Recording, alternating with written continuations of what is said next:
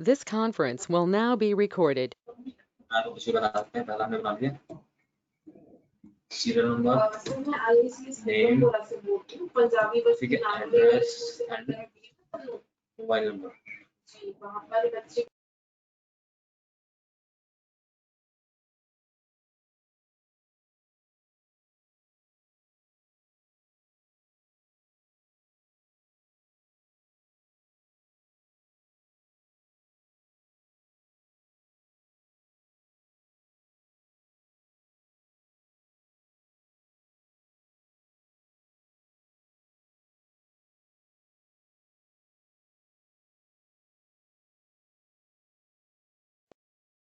हाँ ठीक है, देखिए इस तरह से हमने अपनी हेडिंग तो तैयार कर लिया। अपनी हेडिंग के अंदर हम सिंपल अपना डेटा फिल करेंगे और यस नो वाला जो कॉलम है हमारे, इसमें हम अपना फॉर्मूला इंसर्ट कर देंगे इफ वाली कंडीशन का। कि नॉर्मली हमें जब ट्रू और फॉल्स दिखाना होता है तो इफ वाला फॉर्मूला यूज करते हैं, ठीक है, या तो ये अगर वाला।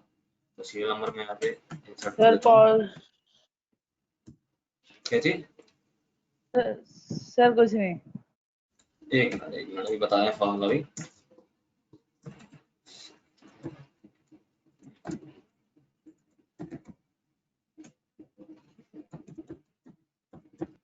सर इसमें एलिजिबिलिटी वाला ऑप्शन है, उसमें क्या लिखेंगे?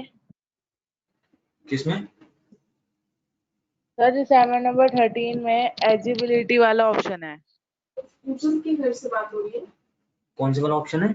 सूजन नाम है। एलिजिबिलिटी, एलिजिबिलिटी, हाँ तो बात हो सकती है। एलिजिबिलिटी वही एलिजिबल है या नहीं। तो आप यस नो की जगह एलिजिबल और नॉट एलिजिबल भी लिखवा सकते हैं। मैं अभी आपको जो फॉर्मूला बताऊंगा तब आपको समझ में आ जाएगा अच्छे से, ठीक है। एक मिनट रुको।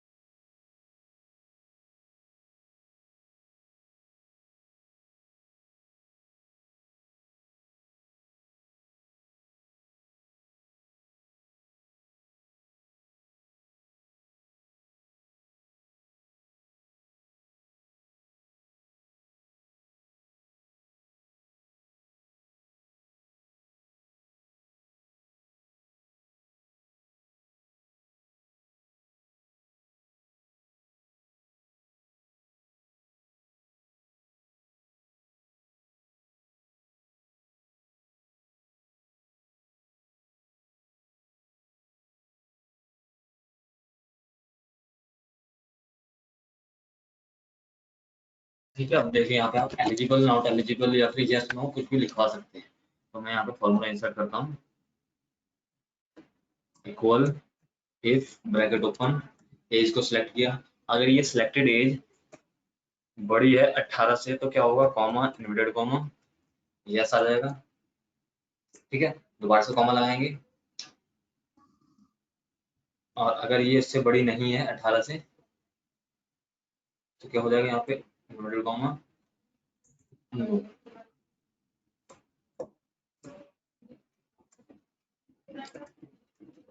ठीक है, इस तरह से। और अगर आप चाहो तो यस नो की जगह एलिजिबल और नॉट एलिजिबल भी लिखवा सकते हैं, ठीक है। देखो यहाँ पे बस आपको इन्वर्टेड कॉमा के अंदर क्या करना है, इस यस की जगह यहाँ पे कर दो एलिजिबल और यहाँ पे कर दो नॉट एलिजिबल। सेव करोगे,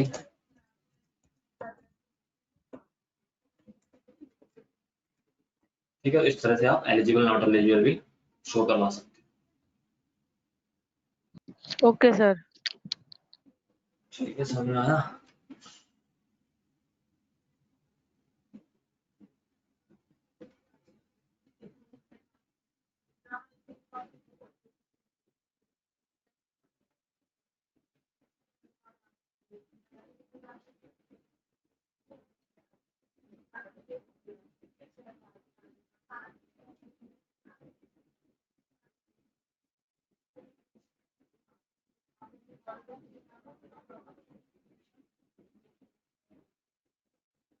हाँ, और क्या पूछना है इसमें?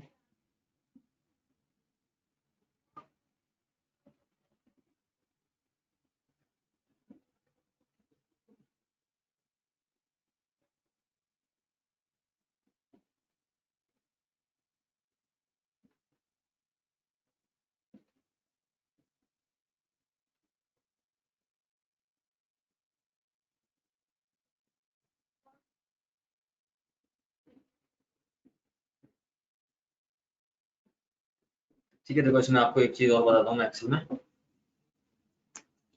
अब जैसे यहाँ पे मैंने अपना कैलकुलेशन का काम कर रखा है 10, 20, 60। ठीक है, अब मैंने यहाँ पे इनका कैलकुलेशन निकाल रखा है 10 और 60 को कैलकुलेट कर रखा है मैंने यहाँ पे। अब मैं इसको एज अ प्रेजेंट, अगर मैं कहीं प्रेजेंटेशन में इस शीट को यूज करूंगा, ठीक है, तो इसको मैं इजीली यहाँ से यूज कर सकता हूँ। ठीक है, तो इसमें आपको कुछ ऑप्शंस मिल जाते हैं काफी सही से।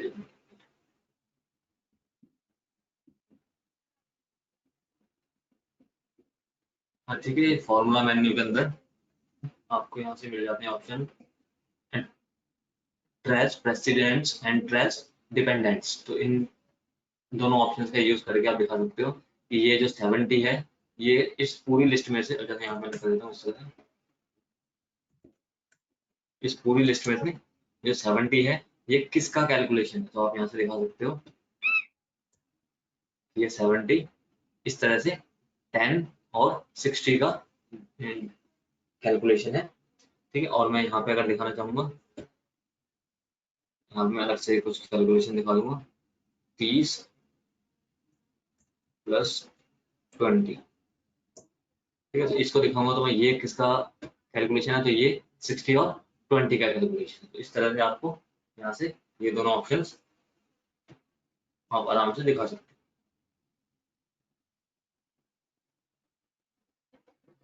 ठीक है, रिमूव एरोज करना है तो यहाँ से आप रिमूव एरोज पे क्लिक करोगे, आपके सारे एरोज हट जाए। ठीक है, और आप इस तरह से दिखाना चाहते हो कि ये जो 10 है या फिर 60 है इसका कैलकुलेशन कहाँ पे हो रखा है, तो आप ट्रेस डिपेंडेंट्स पे करोगे तो आपको पता लगेगा कि 10, ये 10 जो है आपका इस 70 में ऐड हो रखा है। ठीक है, और इस 30 को आप करोगे ट्रेस प्रेसिडेंट्स, सॉरी डिपेंडेंट्स, तो आपको पता लगेगा कि 30 इस 50 में ऐड हो रखा है, और ये वाला 20 ये भी आपका 50 में ऐड हो रखा है इस तरह। ठीक है, इस तरह से भी आप इन एरोज का यूज करवा सकते हो। ठीक है, तो आपको बार बार बताना नहीं पड़ेगा कि ये 70 किसका कैलकुलेशन, आप इस तरह से सीधा थोड़े क्वेश्चंस दे दो। क्या कह रहे हो? सर एक्सेल के प्रैक्टिस के लिए क्वेश्चंस दे दो थोड़े। एक्सेल के लिए क्वेश्चंस, एक मिनट रुकिए।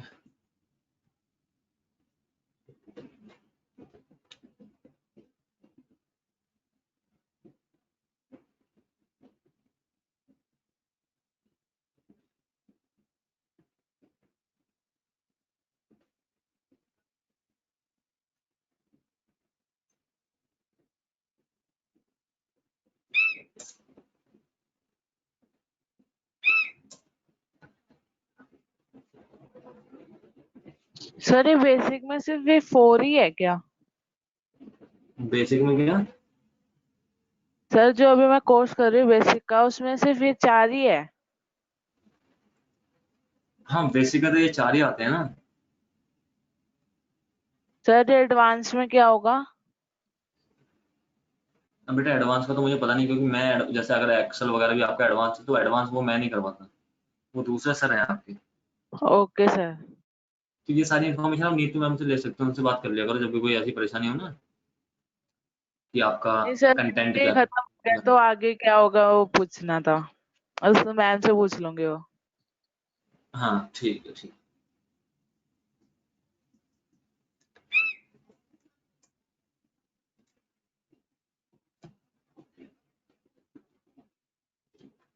ठीक है, उसमें देखो एक असाइनमेंट होगा आपका, उसमें आपके प्रेसिडेंट्स के नेम लिखे होंगे और उनके नाम के आगे स्टार लिखा होगा। ठीक है, इस तरह से, यानी कि अगर आप कोई डेटा इंटरनेट से कॉपी करते हो तो वो आपका डेटा इस तरह से कॉपी होता है, उनके नाम के आगे या फिर कहीं नाम के पीछे।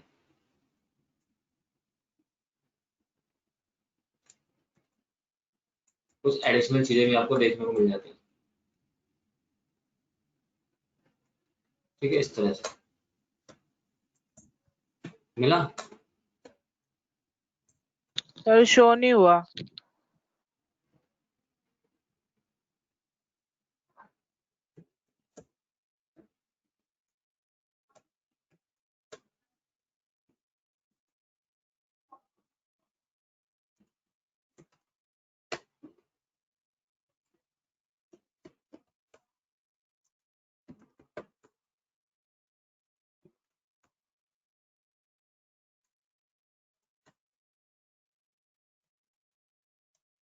ठीक है, इस तरह से अगर हमने कोई डेटा इंटरनेट से कॉपी किया है तो इस तरह के डेटा को हम कैसे अलग अलग करेंगे।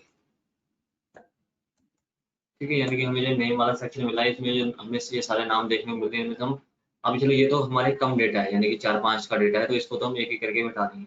और यही डेटा अगर आपका बल्क में हो, जैसे 100-150 आपके पास नेम हो यहाँ से, और उन सबके नाम के आगे स्टार लगा हो, तो वो स्टार आप एक एक करके कैसे हटाओगे, तो बहुत टाइम लग जाएगा।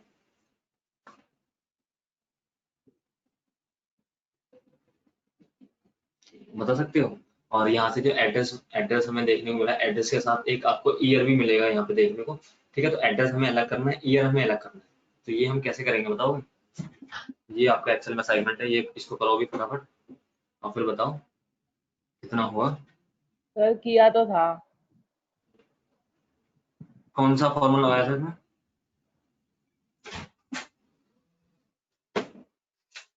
एंड वाला।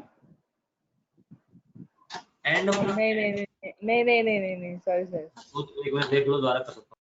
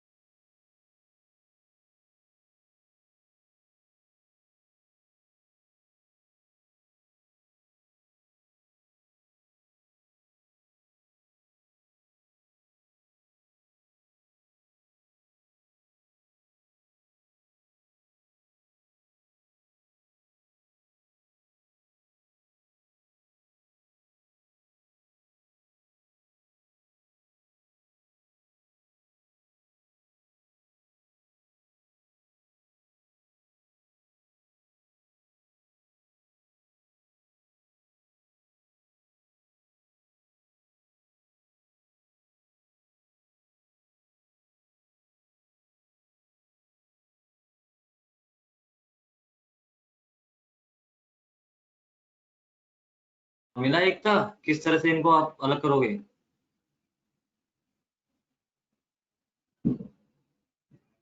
सर देख रही हूँ, 1 मिनट। हाँ देखो देखो।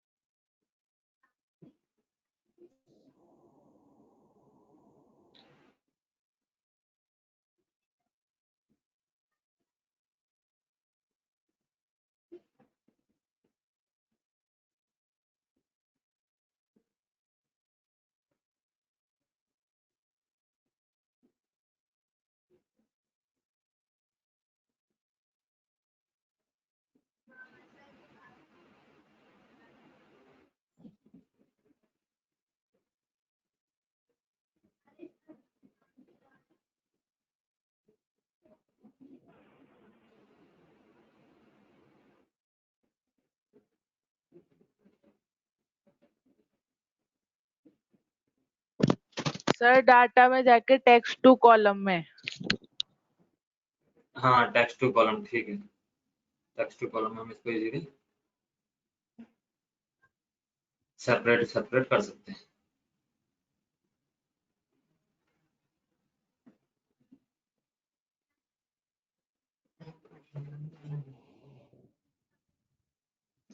ओके, और यहाँ पे आपको सिंबल वर्ड आर्ट देखने को मिल जाता है, फिर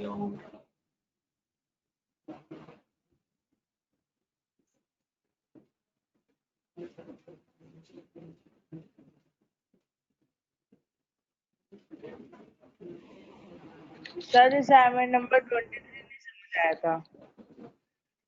23 कौन सा है बताओगे एक बारी? उसमें कैलकुलेशन क्या करनी है? क्योंकि मेरे पास यहाँ पे डाउनलोड ही नहीं हो रहा इसमें से। एक मिनट।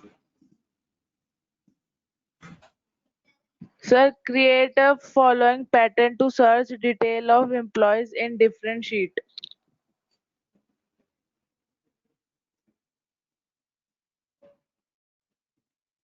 मैं समझ नहीं आया, दोबारा बोलोगे एक बारी?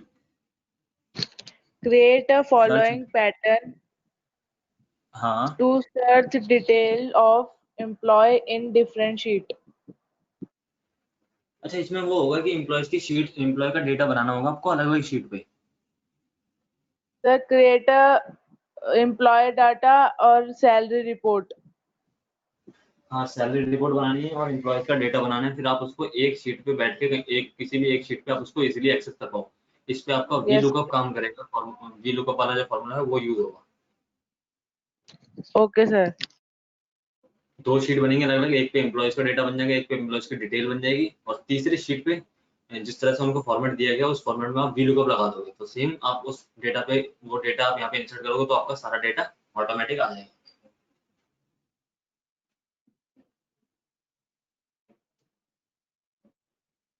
हाँ, और एक था आपकी फीस भी आने का टाइम हो गया है।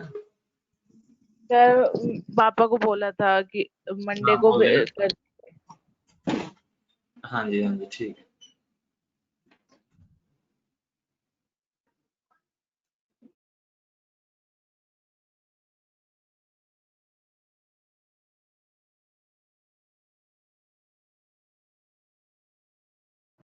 सर असाइनमेंट नंबर 22 भी पूछना था।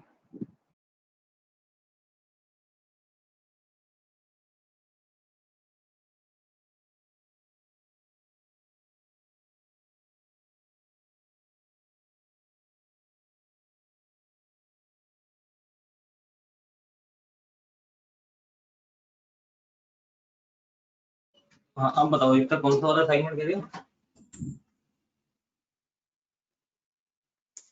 Sir assignment number 22। Assignment number 22 ये किस में, एक्सेल में? Yes, sir.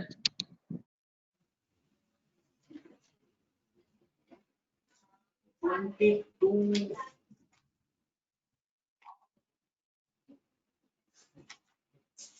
यहाँ पे तो 20 रुपीज होगा।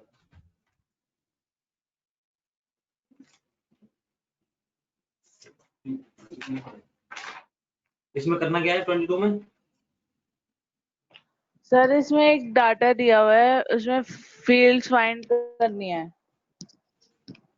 क्या डिफाइन करनी है? How many sales for the person in cell G17?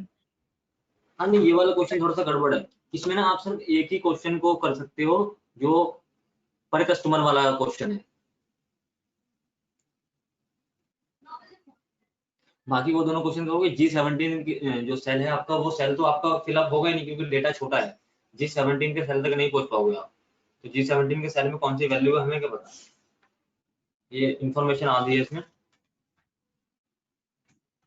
और जो आपका पर कस्टमर वाला डेटा है वो हो जाएगा आपका इजीली।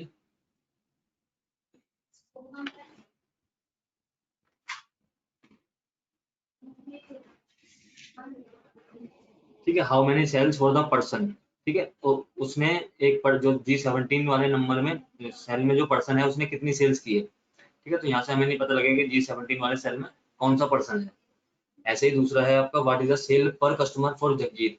जगजीत की सेल क्या है पर कस्टमर के अकॉर्डिंग, तो यहाँ से जगजीत की आपकी नंबर ऑफ कस्टमर है 7 और टोटल उसकी नेट सेल है। तो नेट सेल में से हम क्या करेंगे, नेट सेल को डिवाइड कर देंगे हम नंबर ऑफ कस्टमर से, तो उसकी जो सेल है वो पर एक कस्टमर के अकॉर्डिंग निकल आएगी। ठीक है, Okay, sir. ऐसे ही तीसरा है इसमें what is the profit of person in G17, यानी कि G17 वाले सेल के अंदर कौन सा पर्सन है उसका प्रॉफिट क्या है। तो उसका प्रॉफिट तो इजीली यहाँ से लिस्ट में से हम देख के बता सकते हैं, पर हमें G17 वाला सेल नहीं पता कि कौन सा है। That is segment number 31. Segment number 31, ये तो आसान है। इसमें क्या करना है, मिनिमम 50 रिकॉर्ड एंटर करने हैं, उसके बाद एडवांस फिल्टर को यूज करके रिकॉर्ड्स को फाइंड करना है। ठीक है, एक होता है फिल्टर और एक होता है एडवांस फिल्टर। एडवांस फिल्टर बहुत ही रेयरली यूज किया जाता है, वो फिल्टर से थोड़ा सा अलग होता है। करके दिखा दें पूरी? सर सारे पॉइंट्स ही एक बारी बता दो। नहीं, ये सेकंड वाला ये थोड़ा सा, बाकी थर्ड में आपको क्या करना है, हाईलाइट करना है सेल को ब्लू कलर में एंड बोल्ड टेक्स्ट। ठीक है, बैकग्राउंड में आपका ब्लू कलर हो जाएगा, टेक्स्ट में आपका टेक्स्ट आपका बोल्ड हो जाएगा।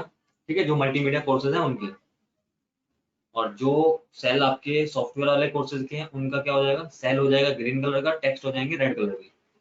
ऐसे ही आपके जो हार्डवेयर वाले कोर्स हैं उनका सेल हो जाएगा ऑरेंज कलर में और टेक्स्ट हो जाएंगे इटैलिक में। Create a group on the basis of course, course के अकॉर्डिंग आपको ग्रुप बना देना है। ठीक है, यानी कि उस ग्रुप को आप जैसे ही ओपन करोगे उसके अंदर 3 जो भी आपके कोर्स हैं वो पॉइंट आउट हो जाएंगे। How many students in multimedia software and hardware courses, कौन से कोर्स में कौन से स्टूडेंट हैं वो आपको कैलकुलेट करना पड़ेगा। Count the student that have fees. ठीक है, इजीली हम उन स्टूडेंट्स को हाईलाइट कर देंगे। इसमें आप कंडीशनल फॉर्मेटिंग का यूज कर सकते हो। ठीक है, 5000 से जिसकी फीस ज्यादा है उनको आप कंडीशनल फॉर्मेटिंग कर दोगे। ठीक है, तो वो अलग से पॉइंट आउट हो जाएंगे। Find the total amount of all courses, all courses का टोटल अमाउंट कितना बैठता है वो आप फीस जो जब आप कॉलम बनाओगे तो उस कॉलम का आप टोटल कर दोगे तो आपको पता लग जाएगा। ठीक है, all details of student according to roll number, find all the details of students according to roll number. हाँ, इसमें आप क्या करोगे कि आप सिर्फ रोल नंबर इंसर्ट करो और आपको उस पर्टिकुलर स्टूडेंट की जो है इंफॉर्मेशन सारी पता लग जाए कि उस स्टूडेंट का नाम क्या है, उसकी कोर्स क्या है, उसकी फीस क्या है। ठीक है, तो इसके लिए आप VLOOKUP का यूज कर सकते हो। Okay VLOOKUP sir. का यूज करके आसानी से एक ही जगह बस आपको रोल नंबर इंसर्ट करना पड़ेगा, स्टूडेंट की डिटेल ऑटोमेटिक आ जाएगी।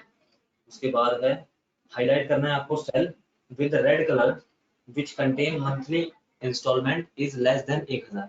1000 से अगर किसी की मंथली इंस्टॉलमेंट जो है वो कम है तो पहले तो हम ये ढूंढ लेंगे, इसको हम कर देंगे कंडीशनल फॉर्मेटिंग से। कंडीशनल फॉर्मेटिंग से हम हाईलाइट कर देंगे जिसकी भी मंथली इंस्टॉलमेंट 1000 से कम है, तो ये भी आराम से हो जाएगा। ऐसे ही आपको लास्ट वाला करना है, अगर किसी की मंथली 1000 के बराबर है या 1000 से ज्यादा है तो वो ग्रीन कलर में शो हो जाएगा। यहाँ पे भी आपकी कंडीशनल फॉर्मेटिंग यूज होगी, ठीक है।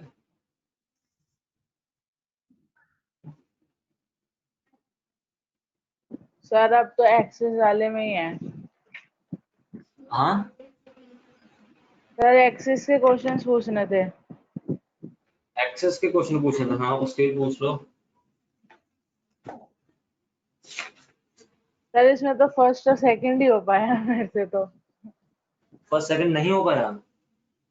सर वो ही दोनों हो पाए हैं। अच्छा वही दोनों हो पाए हैं, ठीक है कोई बात नहीं। बाकी बताया था आपको, फोर्थ वाला तो बताया था मैंने लास्ट क्लास में। सर मैं इस इसमें कुछ वजह से नहीं कर रही क्योंकि मेरे को ना 2010 वाला डलवाना है, फिर मेरे को डबल डबल करना पड़ जाएगा। नहीं, क्वेरी लगाने के लिए कुछ नहीं करना, मैक्रोस का यूज हो जाता है थोड़ा सा बढ़िया उसमें 10 वाले में। बाकी क्वेरीज तो आपकी सेम लगती हैं, अगर थोड़ा बहुत देखना 10 में कर लेना कोई बात नहीं। बाकी सेम है, आपको मेन इसमें ना काम क्वेरीज लगाना का सारे असाइनमेंट है और कुछ नहीं है क्वेरीज के अलावा, ठीक है। 4 सर 5 4 मैंने 9 थर्ड किया था, उसमें मैंने ये दोनों बना लिए, फिर वो नहीं हुआ मेरे से, मतलब ढूंढा नहीं गया। ढूंढा नहीं गया, ढूंढना गया। आप जो जो सेल सिलेक्ट करते जाओगे या जो जो कॉलम आप सिलेक्ट करते जाओगे, वो आपका जैसे आप क्वेरी को रन करोगे ना, तो वो आपका क्वेरी रन करते ही आपका जो नया टेबल बन के आएगा उसमें वो सारी फील्ड्स ऑटोमेटिक आ जाएंगी। सर ये स्टूडेंट और स्टूडेंट डिटेल का अलग अलग बनाना पड़ेगा? हाँ, 2 टेबल अलग अलग बनेंगे वो। फिर मर्ज कैसे होगी? मर्ज कल बताई थी, मर्ज करना कि जब आप उन दोनों टेबल्स में से डेटा को सिलेक्ट कर लोगे कि कौन कौन से कॉलम आपको चाहिए, तो वो कॉलम को आप सिलेक्ट कर लोगे। उसके जब आप उसके बाद रन करोगे ना, तो रन करते ही एक नया टेबल बन जाएगा, उस टेबल में आपकी सारी इन्फॉर्मेशन आ जाएगी। ओके सर, आपको मंडे तक करके दे दूंगी। ठीक है ठीक है।